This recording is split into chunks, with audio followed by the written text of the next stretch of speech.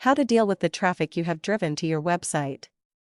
Today there is so much focus on driving traffic to our websites, our blogs, our articles, our social sites, our YouTube page, and so on. Thousands of articles have been written, books published, companies established, all for this purpose. To drive traffic, but perhaps in our mad rush to promote, there are times when a business owner might stop and ask, okay, I've got all this attention. Now what? This is a great question to ask yourself, even if you think you already know the answer. Why is this? Because just as important as promoting our online real estate, either through internet marketing and / or traditional advertising and marketing techniques, we have to know what to do with that attention when we get it. You see, your blog, your articles, your Facebook page, your YouTube videos are all great places to drive traffic to. But really, they themselves are meant to drive that traffic to the end point, which is your website. Your website is the best marketing tool you have for several reasons.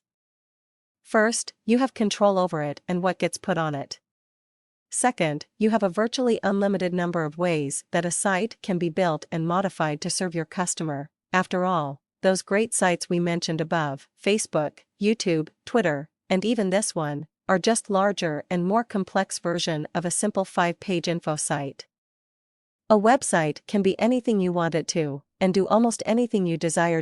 So with that in mind, let's review a couple of ideas on how you can turn your website into a conversion machine. After all, that's the goal, isn't it?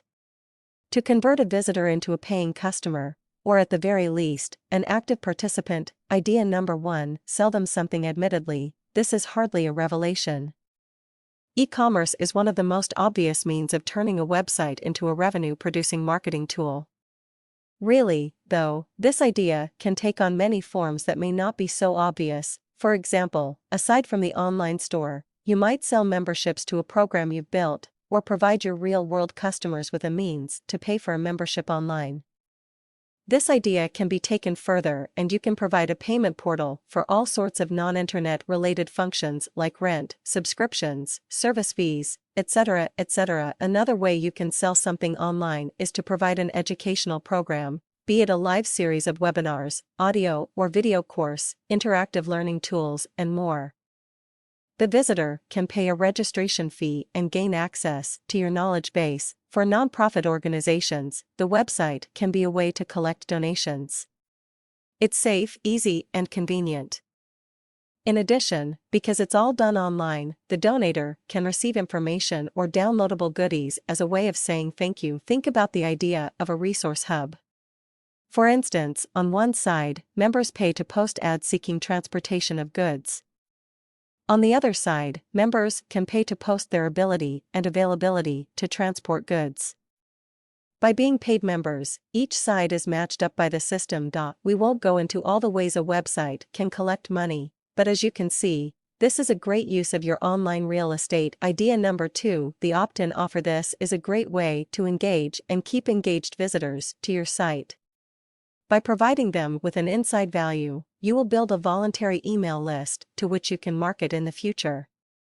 In exchange for joining your list, you give the member something of value, an inside scoop, a discount, a little educational material, and so forth. A couple things to watch out for here.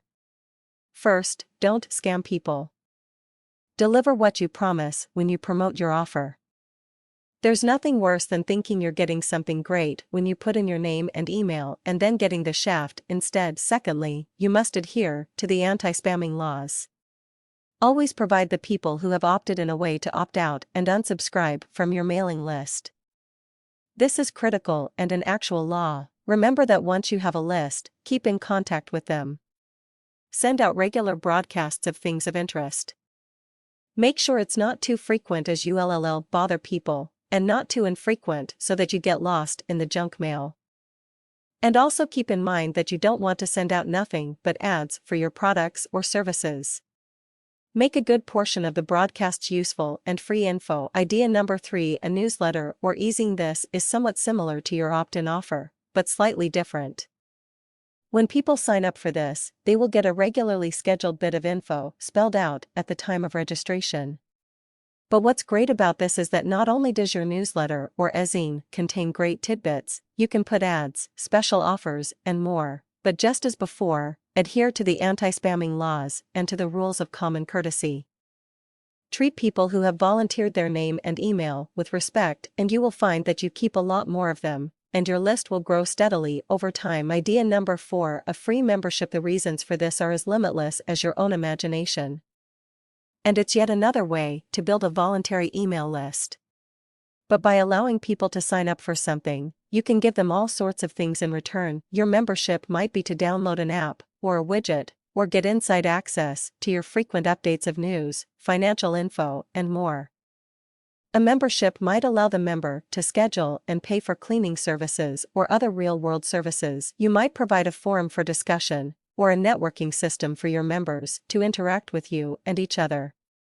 People love to express themselves, so giving them a forum to do so will keep them engaged and interested in you. Idea number 5: presentational material. When you get people to your website, use it for what it's intended.